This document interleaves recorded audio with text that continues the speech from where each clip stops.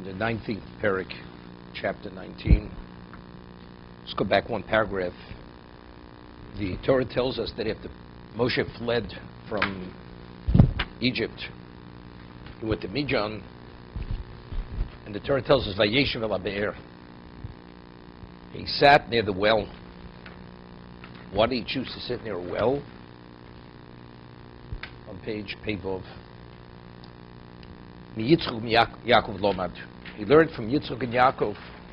Eliezer, when he went to seek out a wife for Yitzchak, Eliezer went to a well. Yaakov, when he came to the location of Lavan, also he went to the well. Daki Isha Nikris Be'er. We find a woman is referred to as a be'er, as a well. You should drink water from your own well. Haber Nosen Yisrael B'Schus Shel Miriam. Where do we see that there's a relevance between a well and a woman? And whose merit did we have the be'er, which traveled with us 40 years? It was Miriam. It's a woman. So you see, there's a linkage between be'er and woman, and a woman.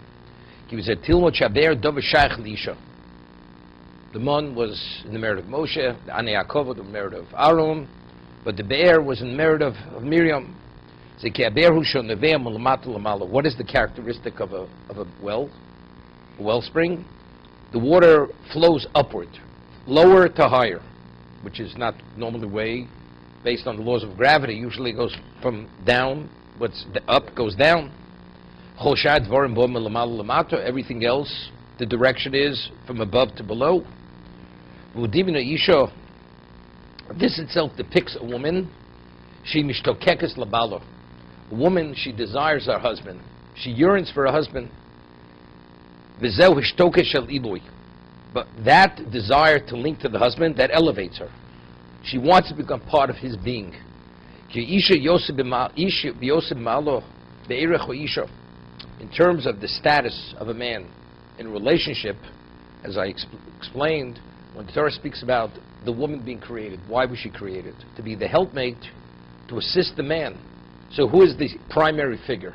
The primary person is the man, is the male. The woman, by fulfilling her purpose of existence, she's equal share in terms of the reward. But she yearns to rise to his level, to be attached to him, to function within his capacity. The mishtokekes lesalus bebalo. She yearns to be elevated through her husband. So therefore it's similar. That's the characteristic of the bear, of the wellspring. It flows from down up, upward.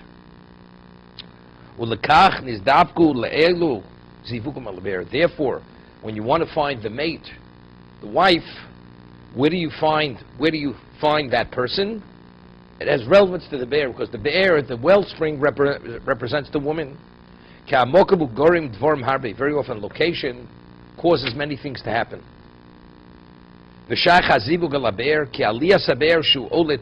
Something which is continuously churning and causing it to go upward. The water flows upward.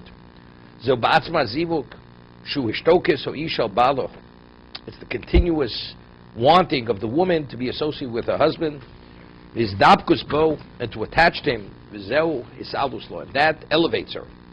He said something very important to appreciate and to understand the profoundness of this concept.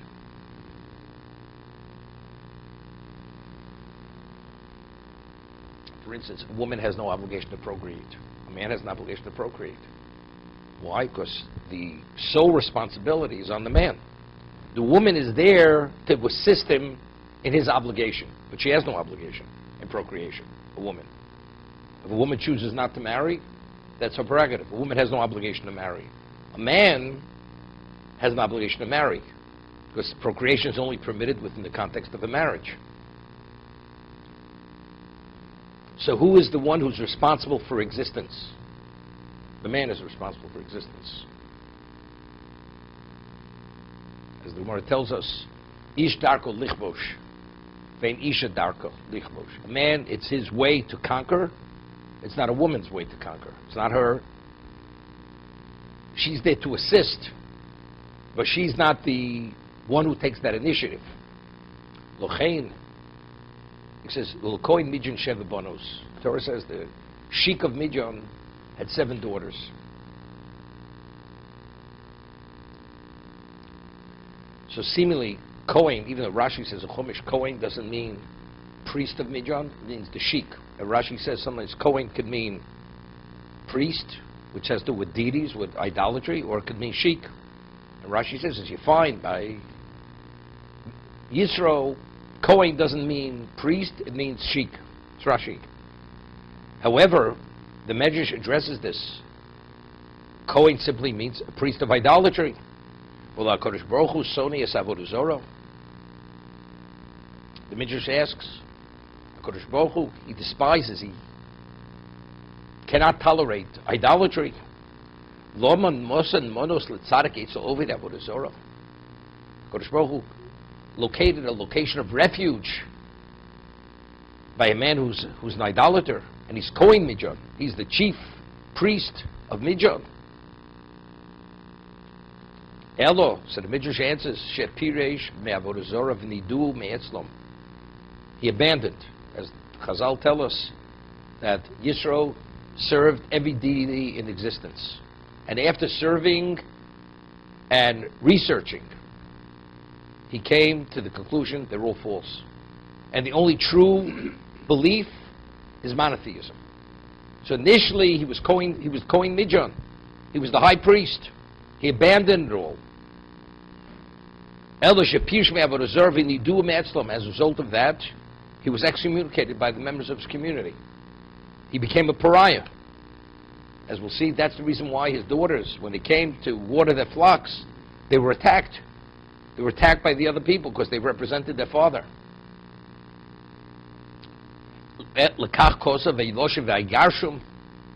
When they came to water the flocks, they were driven away by the other shepherds. When a person is in a state of excommunication, what does he do? He's driven away because of the state of excommunication. In terms of eating of the Eitz Hadas, he was driven out of the Garden of Eden. Why? Because of what he had done. He was in an excommunicated state. He couldn't remain there.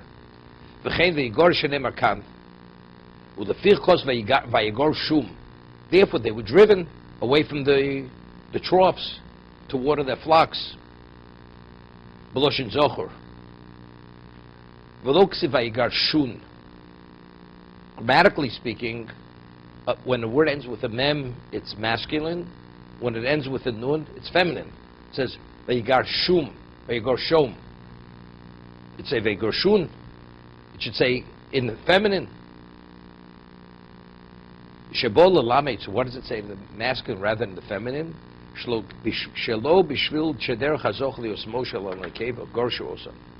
not because as a man is the dominant figure in the relationship, that's why they drove them away. No, it wasn't because they were women. It's coming to emphasize they weren't driven away because they were women. You know, women step aside because one more powerful than you. No. Even if they wouldn't have been women, they would have driven them away. That's what the mem is coming to indicate. Because they're being driven away because of their father. Because they were in a state of excommunication, anything that had to do with their father. Therefore it says in the masculine, the mem is to indicate that. It's not the men are trying to take advantage of women and they're pushing them aside. But rather it's the mem. It's not because we're taking advantage. Because we're driving you out because you're a pariah, because you're in a state of excommunication. So the Maral says it's a very profound explanation of what he's saying, what the mem represents rather than the nun. It's phenomenal. So I once asked the question, there's a law that we're not permitted that if a person becomes a convert, you're not supposed to remind him of his past for 10 generations, because there's a certain sensitivity. You're a violation of Onoas Dvorim. You're grieving the person. You're causing him pain. So over here, factually, Yisro converted to monotheism. And whatever Yisro is referred to, he's referred to as Kohen Midjan. I mean, you're putting salt on the wounds continuously. You know, you were the Pope at one time. No, forget it. I'm not interested in hearing about it. right? It's painful to even remember the past. He despises it. He's ashamed of it. So if he's ashamed of it, so why? But the Torah refers to him as Kohen Midya. If you say Kohen means sheik, okay, it has nothing to do with idolatry. But if we're saying Kohen as Chazal are explaining it, in this context, he was a priest. So if he's a monotheist already, and even when he converted, why is it called? He's referred to Kohen Midya. How do we understand it? We find that Miriam, she became a leper because she spoke Lashon Hara. And when she became a leper, what happened? They were traveling in the desert. 600,000 men above the age of 20. Women, the equivalent number, if not more. Children, millions of people. Out of respect for Miriam, what happened? Everything came to a standstill for 7 days. Millions of Jews, the Anei HaKavod, the clouds of glory, and the Shechina, all stopped. For who? For Miriam and Neviah. You know something? And why did they stop? Because since she was excommunicated for speaking Lashon Hara, she became a leper, and she had to leave the camp. We have to wait for her recovery. And we learned from this, as a mitzvah saseh, Zochis asher asa Hashem Elokecho, L'Miriam, Baderech L'Miriam B'Teischa Mitzrayim. We remember this forever. Miriam is the model of the person who spoke Lashon Hara. Despite the fact she was a tzadekes, she was the sister of Moshe Rabbeinu, always remember what she did. You know, do me a favor. Keep going, I'll catch up. You know what kind of disgrace this is? You're publicly disgracing me. The Chafetz Chaim points out that let's say she would have become a leper in a community. Nobody knows about it. I go into my home. Nobody knows why I'm not around for a week. I wasn't feeling well. Therefore, I went out of the community. I needed a vacation. But here it's Baderech, so you can't even hide it. And why is everything coming to a standstill? Why aren't they continuing to travel? Everybody says, why not? Miriam's a leper because she spoke Lashon Hara about her brother. And you have to remember, don't behave as she behaved. You know what kind of embarrassment this is? It's an embarrassment. Right, so how do we understand it? And it's a mitzvah. You don't think she did tshuva? She did tshuva. There's a mitzvah to embarrass her. She's a tzadekes. And it was inadvertent. She really didn't mean anything by it. So the way I explained it was, what is her being the role model that prevents people from speaking Lashon Hara? If people learn the lesson well, who do we attribute their understanding of the severity of Lashon Hara? So everything accrues to her. The credit, the merit of not speaking Lashon Hara, she's going to be the one who has the merit for all this. Could you imagine the Pope? He becomes a monotheist. And he goes and he says Christianity is false, baseless. And the only true religion is Judaism, lahavdil, from what they believe. And he converts. It's Kiddush Hashem. The man who represents so many pagans, he says this is the true religion. It's Kiddush Hashem. But he says he calls himself Chaim Moshe. So nobody knows he was the Pope. So how do we know he's the Pope? He retains his title, Pope. The Jew who's the religious Jew. So we had the Kohen Midya. That's part of the Kiddush Hashem. Here it's a Kiddush Hashem. It's for people to learn from him that although he was that, he abandoned all that because he came upon truth. That's the Kohen Midya. So there's no one else. When you say to a non-Jew, say, by the way, he used to be a non-Jew. So what is it? That's already, there's a pain. You're grieving the person. You're paining the person. Therefore, you're not supposed to say anything for 10 generations because there's a sensitivity. Don't you remember you used to eat pork or whatever you ate there? I don't even want to remember that. It's a shameful past. What's the value of reminding me? It has no value. So therefore, it says Vayigar Shum with a mem rather than a nun to indicate that the reason why they were driven away from the well was not because they were women, a man trying to dominate a woman, but rather because of the excommunication.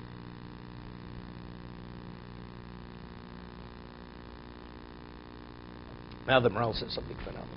Who was the most special Jew who ever lived in the history of existence? Moshe Rabbeinu. There was nobody ever walked the face of the earth who was as spiritually perfect as Moshe Rabbeinu. Kabbalah Torah. He was the one who received the Torah on behalf. He's the only human being who HaKadosh Baruch Hu spoke face to face, ponim el ponim, adaber bo. His level of holiness is one of a kind. He's the only human being went to Shemayim, to heaven, to receive the Torah, studied with God for 40 days and 40 nights, so on and so forth. Didn't eat, didn't drink. What kind of wife do you think he should have had? A convert. He should have had a wife who was from the most prestigious families, the greatest yichus, the greatest pedigree. Minimally, Shevet Yehuda, his brother, Aaron, who was his wife? Elishev bas Aminodov, bas Aminodov, Achos Nachshon. The prince of the tribe of Yehuda was his brother-in-law. That's Aaron. Aaron HaKohen. Who does he marry? From the most prestigious tribe. You don't think Moshe Rabbeinu should marry also, minimally, have such a yichus, such a pedigree? Who does he marry? Bas Yisro Kohen Midjan, a convert. How do we understand it? That's his question. Achadayin kosher. Loma lo nosa Moshe bas Yisrael min ha-miyuchosim. Should have married a Jewish woman who comes from the most prestigious lineage. Kamo Aaron. Sheino lechalachshav kmo sheyichoshva psoim. He says, don't think and understand it the way the fools understand things. Understand what he says? Sometimes you hear answers to questions, interpretations. Firstly, the question is usually foolish, but even the question is a good question. The answers are so foolish, it just reveals the ignorance of the person, of how little he understands. So the Maral says, did he have a choice? It was the circumstance. He had nobody else to marry. He ended up marrying a convert. He was stranded in who knows where, in Midjan, and because he had no other choice, what was available? That's why he married. This is what the ones who don't understand, the fools, that's what they answer as an answer.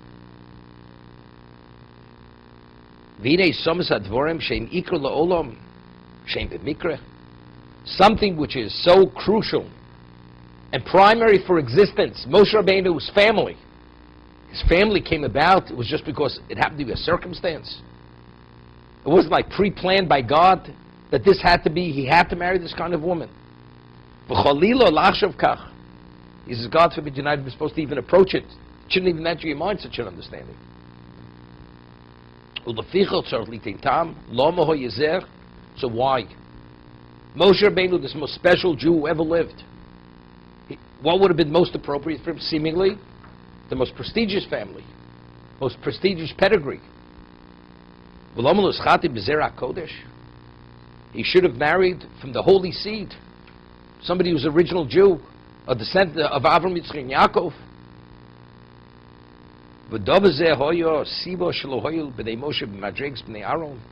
It's interesting. Chazal tell us, Aaron had very special children. Nadav, Avihu, Elozi, Somer. Nadav and Avihu, if they wouldn't have sinned, they were the future leaders. They would have been the successors of Moshe and Aaron. That's how great they were. Elozi, Somer. Why were they so special? Do you know why? Because he married a woman who had the greatest level of pedigree. That's why he had special children. Moshe's children were not special. Do you know why? Because he married a convert. So if we see that the consequence or the ramification of marrying a convert is, it manifests itself in the children. So why did HaKadosh Baruch Hu want him to marry a convert, not somebody of a prestigious pedigree, lineage? Why not? Phenomenal question. What do we learn from Moshe and Aaron? The difference between two of them? You should always attach yourself to a family with a prestigious lineage. Because you see the end result. This one has special children, the other one has ordinary children.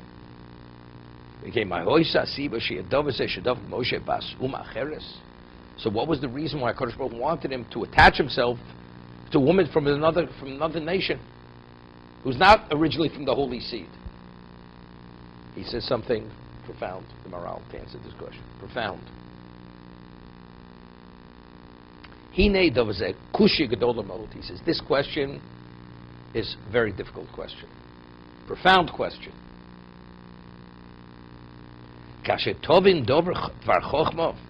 But if you have a capacity to understand a word of wisdom, you'll understand this was not for naught. It had to be this way. There was no other choice. Al-al'in mufla mode, it's something which is mufla, something beyond. To understand this, it's something what we call beyond. Moshe Rabbeinu, as a Jew, his dimension of spirituality was the equivalent of the whole Jewish people. Shokol Keneged Yisrael. His spirituality was the dimension of 600,000 Jews. Now, the 600,000 Jews, were they all of one tribe? Multiple tribes. So he was multifaceted in his spirituality.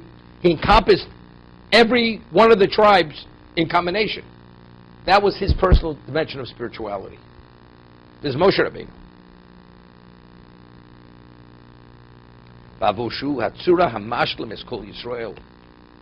He's the one, his profile, his dimension, he brought it all together. He was a representation of all of them. Uleficha Chomar HaKosuf Vayishma Yisro Kohen Midjan Chosin Moshe Asher Kol Asher Ose Elokim LeMoshe L'Yisrael. How do we know that Moshe is the equivalent of Klal Yisrael? Because it says at the beginning, Yisro, the priest of Midjan, the father of Moshe, had heard all that Hashem had done to Moshe, Uli Yisrael. So we're pitting Moshe and Yisrael, we're equating them. That Hashem had done for Moshe and Yisrael. Shokol Moshe Keneged Yisrael. From here we learn, Chazal derived from this, Moshe, his spiritual dimension, was the equivalent of the whole Klal Yisrael combined. Zeshador Shadoresh, Ish Achas Hoyse B'Mitzrayim, V'yolda Shishim Ribo B'Ker Sechot. Yeah, there was a woman in Egypt, and she gave birth to 600,000 children. Is that possible? But again, the fools say, how is that possible? It's nonsense. Moshe Rabbeinu was 600,000. We're not speaking about quantitatively. We're speaking about the innate, qualitative, spiritual value. Who was this man? Who was her child? 600,000. Because he was Shokol Keneged Yisrael. There was one woman, Yocheved, the mother of Moshe Rabbeinu. You hear this? Vavimochole Tzibura. When the person was giving the lecture, they started to laugh at him. It's Chazal. He says, let me explain myself. Zu Yocheved. The woman who gave birth to 600,000 as Yocheved, she old as Moshe Shoklo HaKosov Neged Shishim Ribo. The Torah evaluates him. He's the equivalent of 600,000 Jews above the age of 20. That's his dimension of being.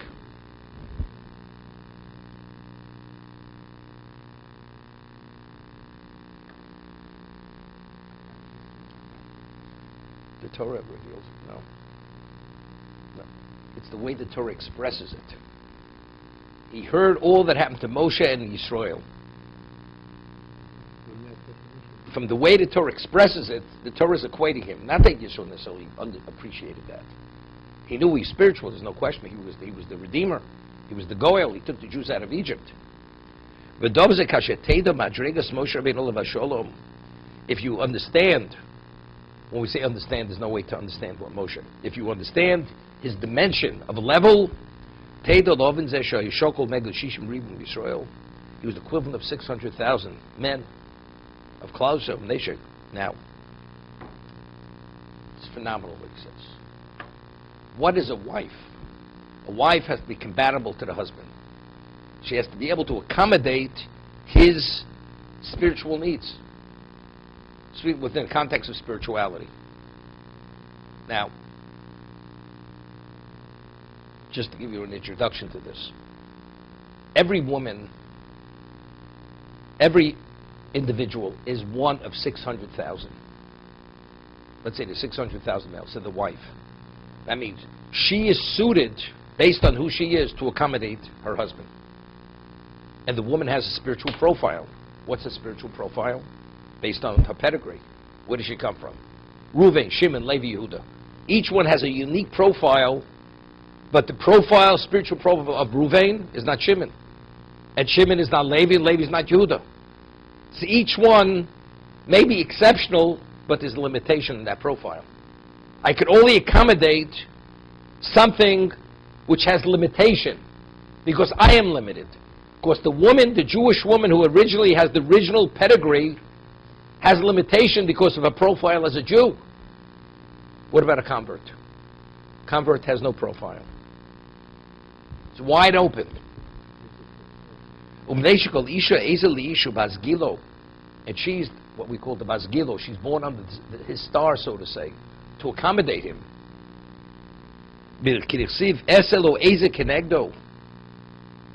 I will make this assistance opposite him. What does that mean? To be compatible with him. Mash Basgilo. Meaning the wife completes the husband. How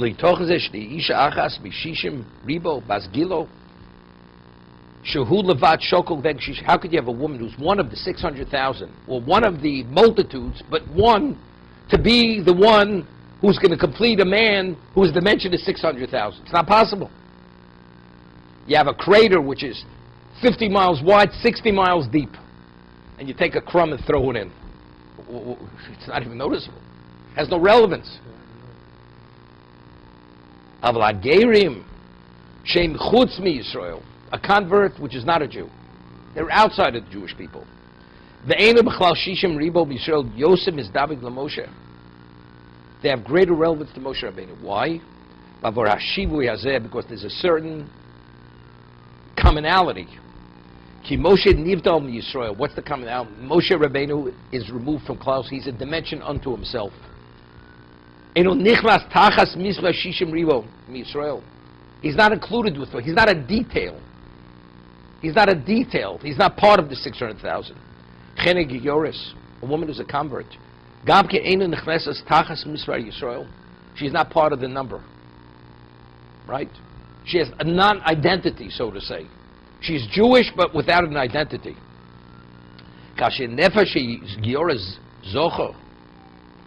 When the soul of the convert merits to become Jewish,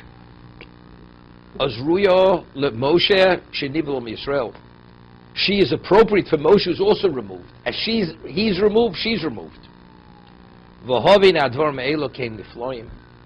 He says, you have to understand what I'm saying, because it's something which is beyond. It's wondrous, what I'm saying. One thing after another, what the Maral says, profound, beyond. To grasp it, to appreciate it. Moshe had no choice. HaKadosh Baruch Hu, because of his spiritual makeup and his dimension of being the only woman that was appropriate for him, was only a woman who was not an initial Jew. Because she's nivdal. She's removed. What you say? You mean to say a convert has something more than a Jew? Who is the primary player in existence? The Jew. He would say a convert should be more than the Jew.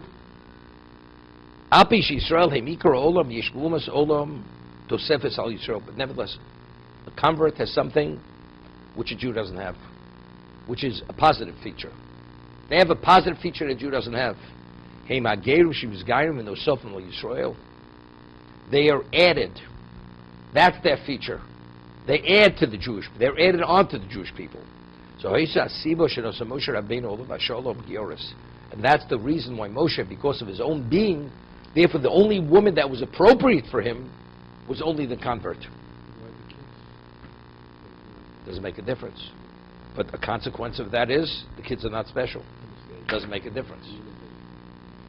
Now,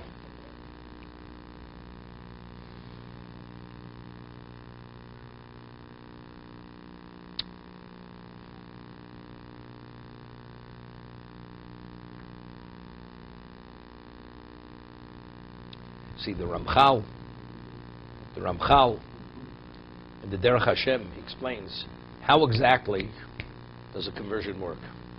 A person is born a Gentile. The dimension of spirituality has no relevance to the spirituality of a Jew, but if you undergo what the Torah prescribes how to become a ger or a gioris, the person becomes a Jew. How does he become a Jew? It's a different spiritual makeup. It's a different being. You say, Gershon is gar kodshin oladami. A convert that converts is like a newborn child. It's a new being. How do you become a new being if you're the same being? There's like a metamorphosis takes place within the person. How? So Ramchal says something interesting. That if you have a tree and you take a branch and you want to graft it onto the tree, it has no relevance to the tree, but you graft it on properly. Once it takes, what happens to that branch? It becomes part of the ecology of the tree. The ecology of the tree is the ecology of the branch. And fruits of the tree will grow from that branch. A convert attaches himself or herself to the tree which is called Klal Yisrael. Even after you become part of it, are you a Shevet? You don't identify with any tribe. But you're part of the Elon, in the words of the Ramchal. You're part of the tree of Israel. You're part of the tree. But it's an attachment.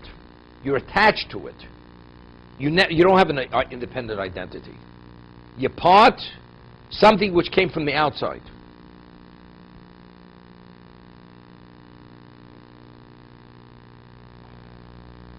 Now he says something phenomenal. Something which you read the Chazal, it's impossible to understand. Moed Koden, Perak Elu Megalchim. More says in Moed Koden, Medj Tanchuma. It says, Vayikanu LeMoshe. What does it mean, Vayikanu? Kanu means they were jealous of Moshe. Or Kinui also means, we find that a woman who's a suspected adulteress, to become a suspected adulteress, a woman has to be forewarned by the husband. Let's say the husband feels that there's an improper relationship between his wife and the man. So he forewarns and says, I don't want you should ever sequester yourself with this man. I want you to stay away from him. That's called kinui. So Vayikanu b'Moshe. Omer Reb Yitzchok, Melamed shkol echad ve'echad kinei l'Moshe v'ishto. That each Jew says to his wife, I want you to stay away from Moshe Rabbeinu. Could you imagine? Moshe Rabbeinu radiates holiness, that you can't look at his holiness. And every Jew says to his wife, I want you to stay away from Moshe Rabbeinu. Chas v'sholom. Moshe Rabbeinu, what? He has an interest in anybody's wife, but it says nevertheless, V'ikanu, they forewarn their wives, stay away from him. You know, you have a person, Chavetz Chaim, he radiates holiness, and we're talking about it. You take the Chavetz Chaim over millions and millions of times. He has no relevance to Moshe Rabbeinu. Would anybody suspect or think for a moment? God who communicates face to face with him. He spent 40 days and 40 nights, split the sea, brought the Esamakos on Egypt. You suspect him, a man of this dimension of Kedusha. He has his eye on your wife. You know what I mean? He says, you know something, you better take serious medication. And then we'll talk about it. You know? I mean, it's mind-boggling. How do you say such a thing? Chas v'sholom. But the Torah says, Vayikanu, that was the reality. Tichsiv v'yishma Moshe etzom. It says, and Moshe heard what the people were saying. What does it mean, v'yishma? Mashishom shechashdu meishes ish. They suspected him, the husband suspected him of the prohibition of Eishes Ish, that he has his eye on their wives. He says, but the way we explain it, you'll understand it. What's the most intimate part of a person? Is the neshama. The soul of a person, that's the essence of the person. If Moshe Rabbeinu is Shokol connected to Israel, he's the equivalent of every Jew. That means his soul, and every Jew's soul is attached. You understand? He's attached to every single Jew. So every Jew includes the wife. They didn't understand it. Could they understand what Moshe Rabbeinu is? But factually, Moshe has relevance to every Jew in existence. Because he's mashlim. He completes Klal Yisrael in that spiritual dimension. That means including the wife. They can't read it. They said, I know he has to do with my wife. So how did they interpret it in their limited understanding, in their physical minds? Ish is ish. What else does he have with wives? He doesn't start to teach him Torah, right? So what else is the connection? Must be he has his eye on them. Just stay away from the man.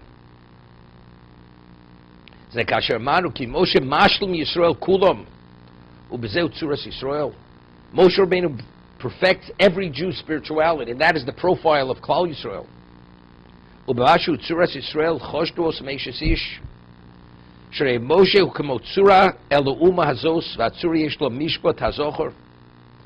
What is the profile of Klal Yisrael? Moshe Rabbeinu represents the profile of Klal Yisrael. When we speak of profile, it's always the masculine, the male. It's the male. I'm part of that. When a person says, I'm Mrs. So-and-so, how does the wife always identify? By the husband. So who's the primary profile of Klal Yisrael? Moshe Rabbeinu. It's the male.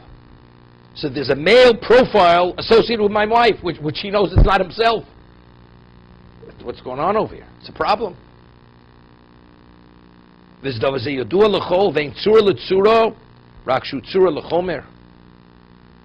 we speak about a profile always represents the material, the physical.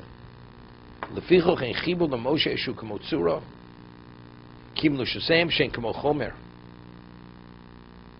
speak, who's more physical, a man or a woman? A woman is more physical than a man, because of the dimension of spirituality, potential that a man has versus a woman. So we speak of the tzura. The profile comes upon, affects something. You have an imprint, a stamp.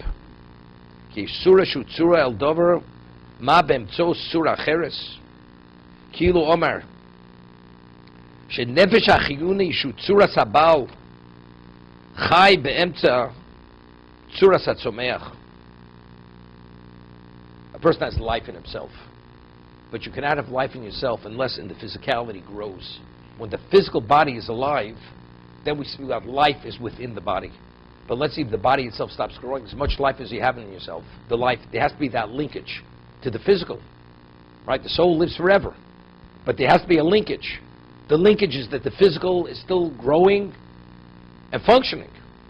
But when we speak about the spiritual soul of a person, is that the profile of the physicality of the person? No, the physicality of the person has a profile. The soul has no profile in terms of, it has relevance to, in terms of taking on form. When something takes on form is what? Form is the physical. Ki ein tzura l'tzura, kach omru shu inyan b'moshe shu tzura d'uma, az u'mischaber dem emtzos tzura, zechshad meishes ish bevadei.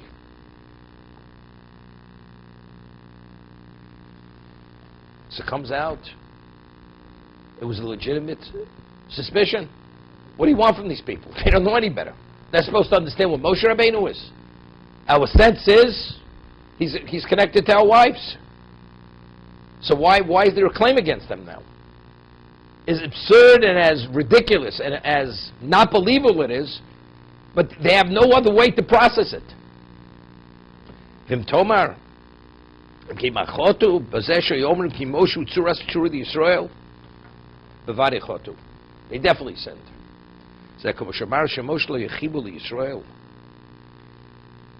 He's not attached. I will explain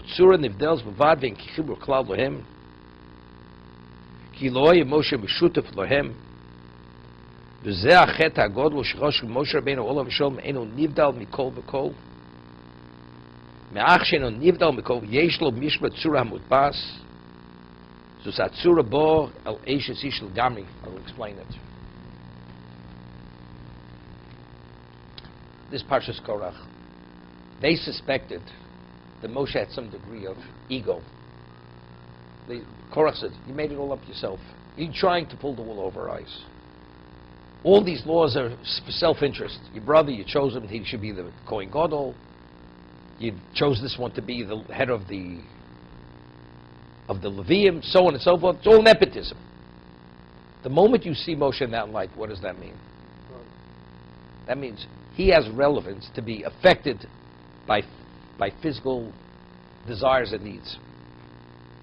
The moment you put him in that category, you could say, you know something, he has relevance to my wife.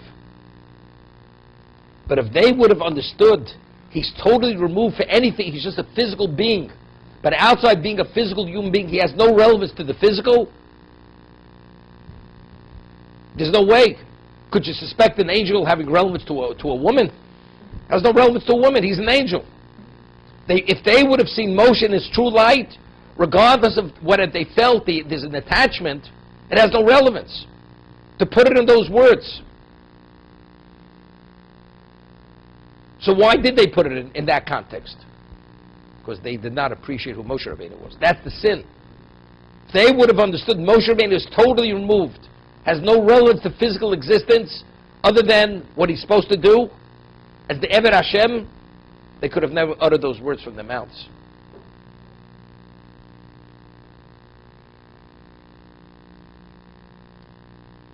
I'll give you an example. You know, how do you differentiate between a person who's truly great and a person who's not truly great? You meet a person, I've never met such a person. Endowed, endless ability, special, holy, this and that. But when you get to know him over a while, you see he's not as special as you thought he was. A person who's truly special, initially you're impressed, but the more you know him, the more impressed you become. Always continues, new things are revealed. More and more. Moshe Rabbeinu, rather than seeing him in their context, they should have seen him in the context, it's beyond.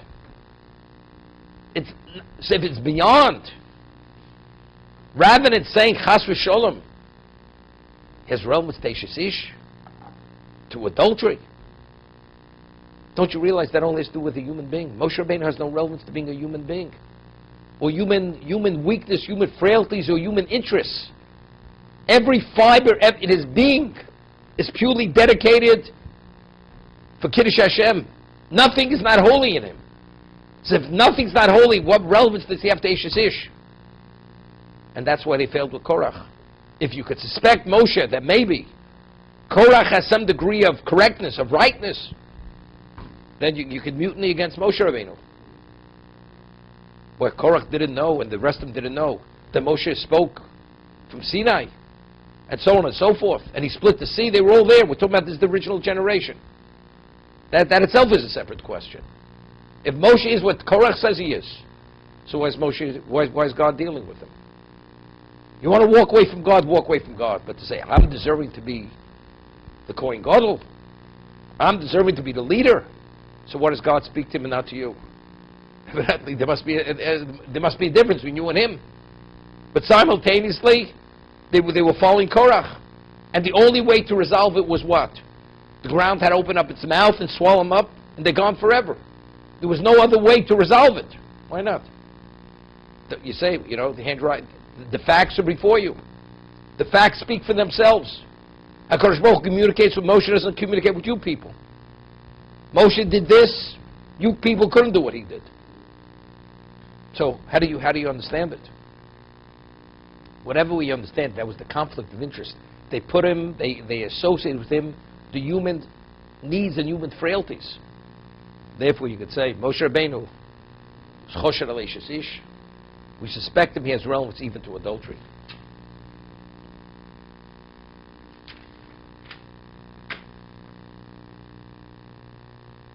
Tell over a story. Chofetz Chaim, his yeshiva was rotten. And during World War I, he had a student in yeshiva from Germany. World War I was with the Germans. And somebody had planted among the possessions of this boy from Germany who was a Talmud, was a student in Radin, sketches of the military installations of the Russians. So, what does this seem to be? The Chofetz Chaim is harboring a spy in Russia or Poland, whatever it was, for the Germans. The Russians, he's brought up on charges. The Chofetz Chaim, espionage. Would you imagine? Chofetz Chaim is being brought up on espionage charges by the Russians. So they take him to Moscow to put on trial. So they have character witnesses. So one witness comes up to vouch on behalf of the Chofetz Chaim. This is an impossibility. It's not possible in a million years that Chofetz Chaim has relevance to this kind of behavior. So this person says before the court, and the prosecutor is a rabid anti-Semite dripping with venom. Howard. Dripping with venom. Okay? And the people in the court are just waiting for the verdict to be guilty. They killed this rabbi. And there's a character witness comes up. He says, I want to tell the story about this great rabbi. He says, he was once in Vilna, and he just embarked from the train, and he was walking down the train station, and a pickpocket came and picked his wallet. And the thief and the rabbi realized his wallet was picked. So the rabbi started running after the thief. And he says, I forgive you, keep the wallet. Could such a man be suspect of espionage? It's unheard of. So the prosecutor hears this, feels his case is weakened, says to the judge, who was also a Russian, not a Jew, he says, could you believe that story? Could you believe that such a story could be true? It's impossible. So the judge says to the prosecutor, he says, I don't know if it's true or not, but those kinds of stories they don't say about you and me. And that they don't confirms that it's not possible this man could have any relevance to espionage. And he was vindicated. You understand? Moshe Rabbeinu, if you see him in the light of who he was, you don't understand, but it's not that. He has no relevance. Could an angel be suspected of adultery? That was his dimension of being. But what was his attachment to everybody? It's because since he was Shokel, he was Mashlim, he was the profile of Klal Yisrael. Therefore he had relevance to every Jew's spirituality, the women. But what is it? Impossible. It's an impossibility. That it only reveals of how you internalize who Moshe Rabbeinu is. You know that? You deserve to be punished. It's a chil Hashem to think of Moshe Rabbeinu in any other light. We'll stop here.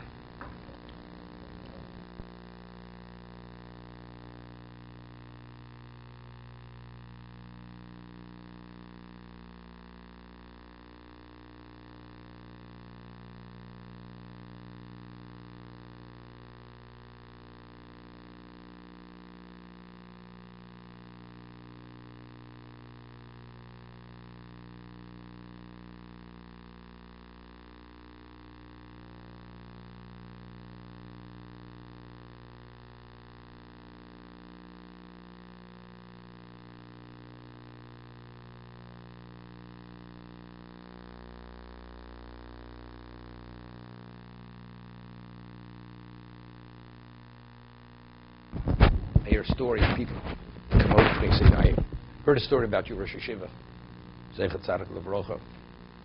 I heard a story, they tell me the story, and I knew my Rosh Hashiva very well. I had many-year relationship with him. So I said, the story's not true.